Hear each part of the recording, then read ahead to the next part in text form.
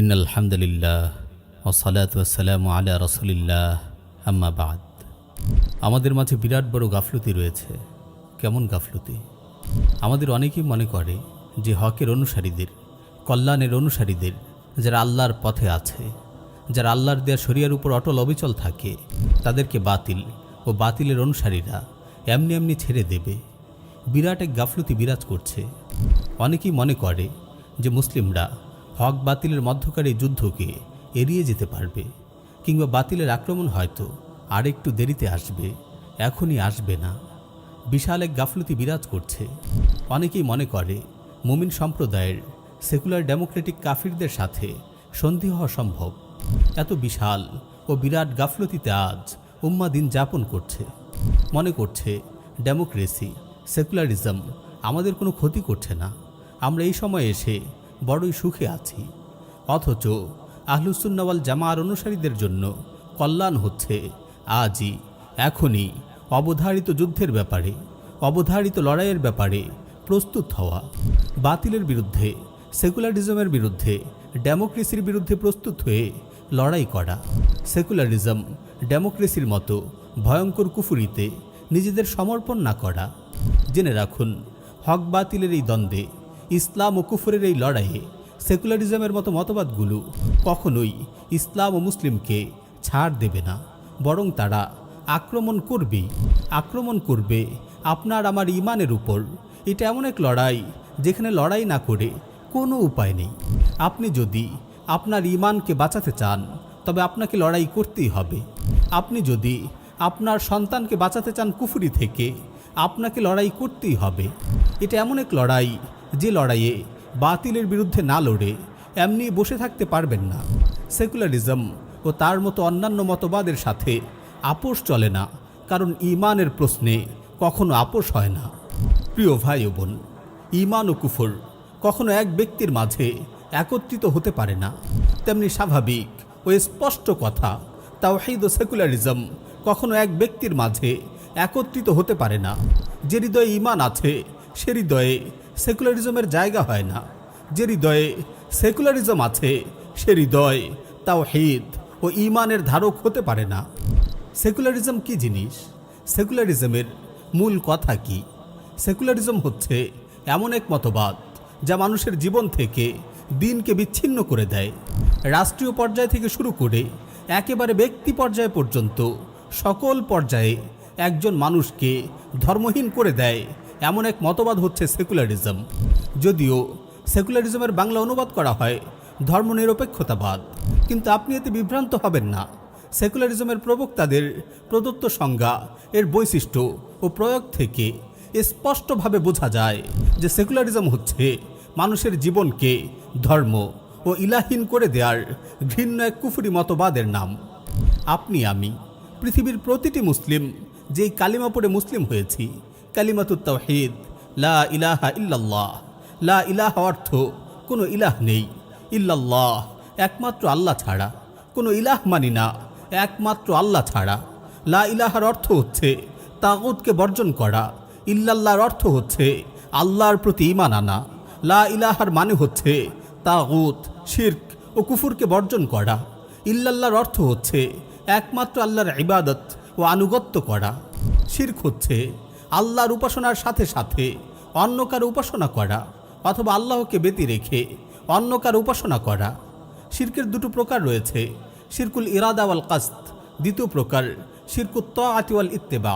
শিরকুল ইরাদা ওয়াল কাসদ হচ্ছে ইবাদতের কোনো কাজ, যেমন সালাত, কুরবানি, দোয়া, মানত আল্লাহ ছাড়া অন্য কারো উদ্দেশ্যে করা, যেমনি জাহিলি যুগের মানুষেরা করত। আর তারা বলতো, মা না'বুদুহুম ইল্লা লিয়ুকাররিবুনা ইলাল্লাহি যুলফা। আমরা তো এদের পূজা এজন্যই করি যে এরা আমাদেরকে আল্লাহর সান্নিধ্যে এনে দেবে। এখানে তাগুতের আসনে বসানো হয় কোনো মূর্তি, প্রতিমা, মৃত ব্যক্তির মাজার, কিংবা কোনো জীবিত ভণ্ডপীর, জিন ইত্যাদিকে। শিরকুত তাআ ওয়াল ইত্তিবা হচ্ছে আল্লাহ প্রদত্ত শরিয়ার বিরোধিতা করা, আল্লাহর দেয়া হুকুম ও শাসন মেনে না নেয়া। আর এ না মানাই ইসলাম ও জাহিলিয়াতের মধ্যকার পার্থক্য রেখা, ঈমান ও কুফরের পার্থক্য রেখা। একজন মুমিন কখনোই আল্লাহর শরিয়া, আল্লাহর দেয়া বিধিবিধানকে প্রত্যাখ্যান করে না, অস্বীকার করে না, না মানার মানসিকতা রাখে না।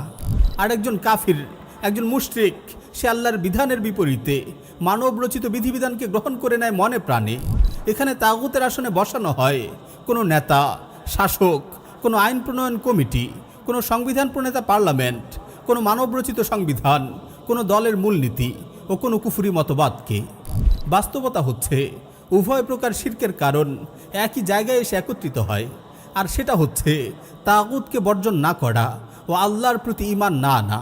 যদি সত্যি কুফরি মতবাদের অনুসারী ঈমান আনত, তবে সে এক আল্লাহর ইবাদত করত, এক আল্লাহর দেয়া বিধানই হতো তার জীবন যাপনের সংবিধান। সে অন্যদিকে অন্য মতে দীক্ষিত হতো না। সে ওই বিধানই গ্রহণ করত যে বিধান রাব্বুল আলামিন তার রাসূলের মাধ্যমে পাঠিয়েছেন আর ঘোষণা করেছেন, ইনিল হুকমু ইল্লা লিল্লাহ আমারা আল্লাহ তা'বুদু ইল্লা ইয়্যাহ যালিকাদ দীনুল কাইয়্যিম ওয়ালাকিন্না আকসারান নাসি লা ইয়ালামুন। হুকুম দেওয়ার, বিধান দেওয়ার অধিকার শুধু আল্লাহরই। তিনি নির্দেশ দিয়েছেন যে তোমরা শুধুমাত্র তারই ইবাদত করবে, আর কারো ইবাদত করবে না। এটাই সরল সঠিক দিন, কিন্তু অধিকাংশ মানুষ এটা অবগত নয়। ইংরেজ, ফরাসি, পর্তুগিজ প্রভৃতি উপনিবেশিক শক্তির আক্রমণ ও দখলদারিত্বের পূর্বে মুসলিম ভূখণ্ডের কোনো মানুষ কখনো চিন্তাই করতে পারেনি যে মুসলিম সমাজ, মুসলিম রাষ্ট্র আল্লাহর শরিয়া ছাড়া কোনো তাগুতি মতবাদ বা সংবিধানের আলোকে পরিচালিত হতে পারে। প্রিয় ভাইয়েরা, তাগুত এক একবার এক এক চেহারায় আসে, কখনো এ বেশে তো কখনো আরেক বেশে। এ যুগেও তাগুতের বহু চেহারা আমরা দেখতে পাচ্ছি, কিন্তু সর্বাবস্থায় তাগুতের সাথে একজন মুমিনের, একজন ইমানদারের আচরণ হচ্ছে প্রত্যাখ্যানময়। তাগুতকে বর্জন করাই হচ্ছে ঈমানের মৌলিক দুটি শর্তের একটি। লা ইলাহা ইল্লাল্লাহর সাক্ষ্য দেওয়ার অর্থই হচ্ছে তাগুতকে অস্বীকার করা, তাগুত ও তাগুতের দোসরদের সাথে সম্পর্ক ছেদ করা। ইমাম ইবনু তাইমিয়া রাহিমাহুল্লাহ বলেন, মানুষের কাছে দুটি পথ থাকে, যার একটি না একটি অবধারিত। এখানে তৃতীয় কোনো ব্যবস্থা নেই। হয় মানুষ আল্লাহর দাসত্ব করবে, অন্যথায় সে এই দাসত্বকে ত্যাগ করে গায়রুল্লাহর দাসত্ব করবে। আর গায়রুল্লাহর প্রতি উবুদিয়্যাতটা ছোট আকারে হোক বা বড় আকারে, সবশেষ ফলাফল হলো এটা শয়তানের উপাসনাই হয়ে থাকে।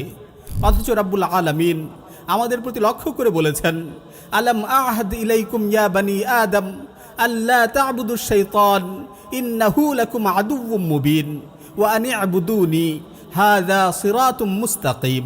হে আদম সন্তান, আমি কি তোমাদেরকে নির্দেশ দেইনি যে তোমরা শয়তানের ইবাদত করো না? কারণ সে তোমাদের প্রকাশ্য দুশমন, আর আমারই ইবাদত করো, এটাই সরল সঠিক পথ। বলা বাহুল্য, ইতিহাসে বারবার তাগুতের চেহারা বদলেছে। আরবরা মূর্তি পূজা করত, সেখানে পুরুষ নারীর মূর্তি ছিল। বহু বাতিল ধর্মেও আজও মূর্তির পূজা রয়েছে। আবার ইউরোপের অন্ধকার যুগ শেষ হয়ে রিফরমেশন, এনলাইটেনমেন্টের সময় হয়ে ঊনবিংশ, বিংশ ও একবিংশ শতাব্দীতে বহু আপডেট তাগুত ও মূর্তি এসেছে। মানুষ শয়তানের প্ররোচনায় এসব মূর্তি তৈরি করেছে তাদের পূজা অর্চনার জন্য। পুরনো মূর্তি ও তাগুতের স্থানে নতুন মূর্তি ও তাগুত এসে বসেছে। এমন কিছু তাগুত ও মূর্তি হচ্ছে রাষ্ট্র, রাষ্ট্র পরিচালক, দলীয় মতবাদ, কমিউনিজম, সেকুলারিজম, হিউম্যানিজম ইত্যাদি। নিঃসন্দেহে সেকুলারিজম তাগুতি জাহিলি কুফরি মতবাদ। এক কথায় সেকুলারিজম সম্পর্কে এভাবেই বলতে হবে যে সেকুলারিজম হচ্ছে তাগুতি জাহিলি কুফরি মতবাদ।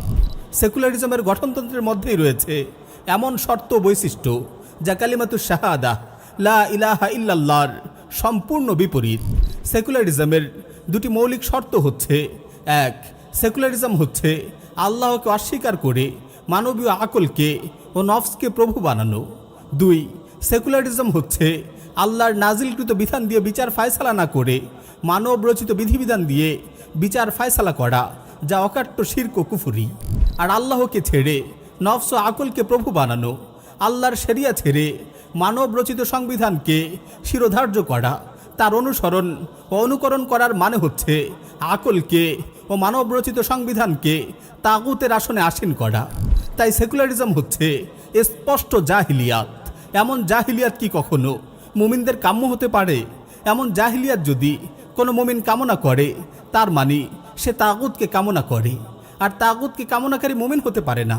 আল্লাহ রাব্বুল আলামিন ইরশাদ করেন, ওয়া লাম ইয়াহকুম বিমা আনজালাল্লাহ ফাউলাইকা হুমুল কাফিরুন।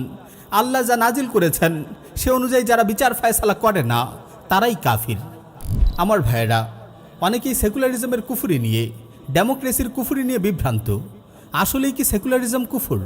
এমন বিভ্রান্তি ইসলামে শিক্ষা না থাকার কারণে ও পশ্চিমা শিক্ষা ব্যবস্থার প্রসারের কারণে হয়ে থাকে। না হলে কালিমাতুত তাইয়্যিবাহ লা ইলাহা ইল্লাল্লাহর সাথে স্পষ্ট বিরোধ থাকার পরেও সেকুলারিজমের কুফরি নিয়ে সন্দেহ থাকার কথা না। যারা এই নিয়ে সংশয় সন্দেহে রয়েছেন তাদের বলি, আপনি দেখুন ইসলামী দাওয়াতের ইতিহাস, শতাব্দীর পর শতাব্দী জুড়ে মুসলিমদের ইতিহাস দেখুন। দেখুন কুরআনুল কারীমের শুরু থেকে শেষ পর্যন্ত, দেখুন রাসূল সাল্লাল্লাহু আলাইহি ওয়াসাল্লামের সুন্নাহর মাঝে শুরু থেকে শেষ পর্যন্ত সব স্থানেই আপনি এরকম সন্দেহের স্পষ্ট অপনোদন পাবেন। সব স্থানেই আপনি ঈমান ও কুফরের লড়াইয়ের বর্ণনা পাবেন, কুফর ও শিরকের অপনোদন পাবেন। এখানে আর কোনো সন্দেহের অবকাশ থাকে না। রাসূল সাল্লাল্লাহু আলাইহি ওয়াসাল্লাম ও তার সাহাবীগণ কি এত কষ্ট, এত দুর্ভোগ সহ্য করেছেন, এত যুদ্ধ জিহাদ করেছেন এজন্যেই যে কিছু মানুষ কেবল বলবে লা ইলাহা ইল্লাল্লাহ আর তাদের জন্য এটাই যথেষ্ট হয়ে যাবে। আর এরপর সেসব মানুষ আল্লাহর দেয়া বিধান ছেড়ে সেকুলারিজমের ধ্বজাধারীদের আহ্বানে তাগুতি সংবিধানের দ্বারা শাসন ও বিচার করবে।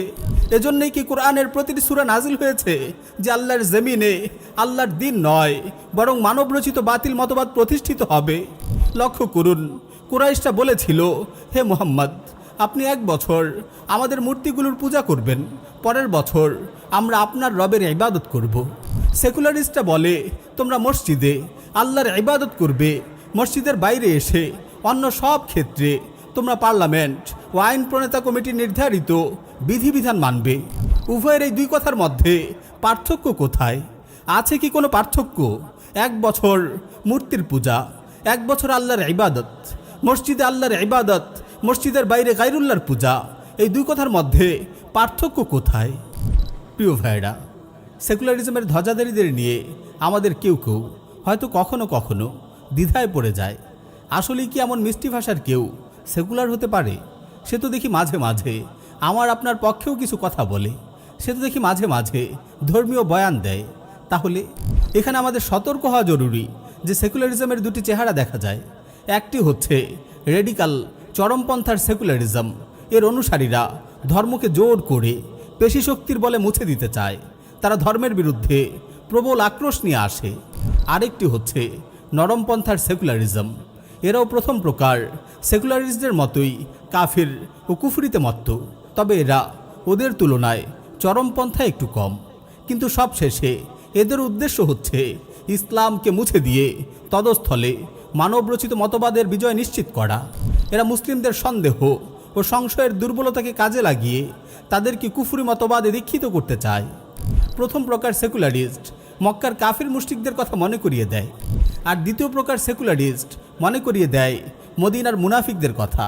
মূলত উভয়ই এক অভিন্ন, তাদের লক্ষ্য উদ্দেশ্য এক অভিন্ন, তাদের মাঝেও এদের মাঝে কোনো রকম তফাৎ নেই। সেকুলারিজম নিয়ে যদি প্রশ্ন করি সেসব লোকের উদ্দেশ্যেও যারা নিজেদের মুসলিম বলে পরিচয় দেয়, আবার সেকুলারিজম নিয়ে মুগ্ধতায় ভোগে। যদি ইসলাম থেকে রাষ্ট্র পরিচালনা, জীবন পরিচালনার বিধিবিধান না নেওয়া হয়, তবে কাদের থেকে নেওয়া হবে এ সকল বিধান ও আইন কানুন? এর জবাব যেভাবেই দেওয়া হোক না কেন, জবাবের খোলাসা হচ্ছে ইসলাম ছেড়ে যদি অন্য কোনো কিছু থেকে এসব বিধান নেওয়া হয় তবে সেটা হচ্ছে গায়রুল্লাহ তথা মানবরচিত বিধিবিধান, সেটাই হবে জীবন যাপনের সংবিধান, সেটারই আনুগত্য করে সেকুলারিস্টরা। ফলাফল হিসেবে কি পাচ্ছি আমরা? আল্লাহর সাথে শিরক। আল্লাহর বিধান ছেড়ে গায়রুল্লাহর বিধান মানা অনুসরণ করার চেয়ে অধিক স্পষ্ট শিরক আর কিছু আছে কি? এটা কি আল্লাহকে ছেড়ে কিছু আইন প্রণেতা, কিছু পার্লামেন্ট মেম্বার এবং একটি কুফরি সংবিধানের পূজা অর্চনা নয়? ইসলাম সম্পর্কে জানে না এমন মানুষের জন্য এই বিষয়টাই হয়তো একটু সংশয় থেকে যেতে পারে। হাদিসে দেখুন, আদি বিন হাতিম রাদিয়াল্লাহু আনহু এলেন রাসূল সাল্লাল্লাহু আলাইহি ওয়াসাল্লামের কাছে। তিনি তখন সদ্য খ্রিস্টান থেকে মুসলিম হয়েছেন। তাকে ক্রুশ গলায় দেখে রাসূল সাল্লাল্লাহু আলাইহি ওয়াসাল্লাম তিলাওয়াত করলেন, ইত্তাখাযু আহবারাহুম ওয়া রুহবানাহুম আরবাবাম মিন দুনিল্লাহ। তারা আল্লাহকে ছেড়ে নিজেদের পণ্ডিত ও ধর্মযাজকদের রব বানিয়ে নিয়েছে। আদি বিন হাতিম রাদিয়াল্লাহু আনহু মুসলিম হওয়ার আগে খ্রিস্টান ছিলেন, তাই তিনি তখন রাসূল সাল্লাল্লাহু আলাইহি ওয়াসাল্লামের উদ্দেশ্যে বললেন, ইয়া রাসূলুল্লাহ ইন্না লাসনা না'বুদুহুম, হে আল্লাহর রাসূল, আমরা তো তাদের ইবাদত করতাম না। রাসূল সাল্লাল্লাহু আলাইহি ওয়াসাল্লাম বললেন, তারা কি আল্লাহর হারামকৃত বিধানকে হালাল করতো না, আর তোমরাও সেসবকে হালাল হিসাবে মেনে নিতে না? তারা আল্লাহর হালালকৃত বিষয়কে হারাম করতো না, আর তোমরাও কি সেসবকে হারাম হিসেবে মেনে নিতে না? আদি রাদিয়াল্লাহু তাআলা আনহু বললেন, যে এটা সত্য। তখন রাসূল সাল্লাল্লাহু আলাইহি ওয়াসাল্লাম বললেন, ফাতিলকা ইবাদাতুহুম, এটাই হলো তাদের ইবাদত করা। ইবনু তাইমিয়া রাহিমাহুল্লাহ বলেন, যদিও খ্রিস্টানরা তাদের ধর্মযাজকদের জন্য সালাত পড়তো না, তাদের সিজদা করতো না, কিন্তু আল্লাহ তার রাসূল সাল্লাল্লাহু আলাইহি ওয়াসাল্লাম ধর্মযাজকদের প্রণীত বিধান মান্য করাকে শিরক হিসেবে সাব্যস্ত করেছেন। সেকুলারিজমের স্বরূপের দিকে লক্ষ্য করুন, এটাও একই রকম শিরক, যেখানে আল্লাহর স্থলে বিধানদাতা হিসেবে মান্য করা হয় পার্লামেন্ট বা এরকম অন্যান্য আইন প্রণয়নকারী সংস্থাকে, আল্লাহর স্থলে তাগুতকে বসিয়ে করা হয় পূজা অর্চনা। আজকে উম্মার খুবই দুর্দশা। উম্মা কখনোই সেকুলারিস্টদের, কমিউনিস্টদের সাথে আপোষ করতে পারে না। যদি উম্মার মাঝে ইব্রাহিম আলাইহিস সালাতু ওয়াস সালামের মতো ওয়ালা বারা থাকতো, তবে তারা কখনোই এমন হতো না। কিভাবে ওদের সাথে বন্ধুত্ব, সদ্ভাব সম্ভব একজন মুমিনের জন্য, যে মুমিন আল্লাহ তার রাসূলের প্রতি ঈমান এনেছে আখিরাতের প্রতি। রাব্বুল আলামিন ইরশাদ করেন, লা তাজিদু কওমান ইউমিনুনা বিল্লাহি ওয়াল ইয়াউমিল আখির ইউআদ্দুনা মান হাদ্দাল্লাহা ওয়া রাসূলাহু ওয়ালাউ কানু আবাআহুম আও আবনাআহুম আও ইখওয়ানাহুম আও আশীরাতাহুম।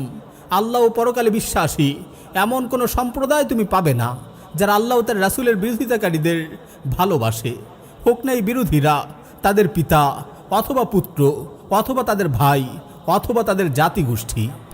আহলুস সুন্নাহ ওয়াল জামাআর জন্য এখনও কি সময় হয়নি বাহ্যিক ও অভ্যন্তরীণ সব দিক থেকে আক্রমণকারী এই ভয়ঙ্কর সেকুলারিজমকে ছুঁড়ে ফেলার?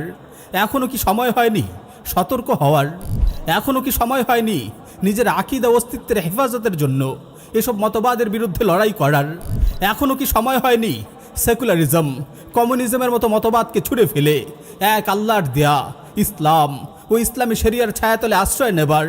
এখনও কি সময় হয়নি সেকুলারিস্ট, কমিউনিস্ট, মুনাফিক ও কাফিরদের মুখোশ উন্মোচন করে তাদের ভয়ঙ্কর কুটচাল ও ষড়যন্ত্রের কথা উম্মার সামনে তুলে ধরার? এখনও কি সময় হয়নি সত্য দিনের শরিয়াকে প্রতিষ্ঠিত করার লড়াইয়ে এগিয়ে আসার? এখনও কি সময় হয়নি আপন রবের দিকে ফিরে আসার? আলাম ইয়ানি লিল্লাযীনা আমানু আন তাখশা কুলুবুহুম লিযিকরিল্লাহ ওয়া মা নাযালা মিনাল হক। মুমিনদের জন্য কি আল্লাহর স্মরণে এবং অবতীর্ণ সত্যের জন্য হৃদয় বিগলিত হওয়ার সময় আসেনি? আল্লাহর কাছে আমরা হেদায়েত ও আলোর প্রার্থনা করি। একমাত্র তারই কাছে আমরা তৌফিক ও অটল অবিচল থাকার সৌভাগ্য কামনা করি, আর তিনি সকল কিছু করতে সক্ষম। ওয়া আখিরু দাওয়ানা আনিল হামদুলিল্লাহি রাব্বিল আলামিন।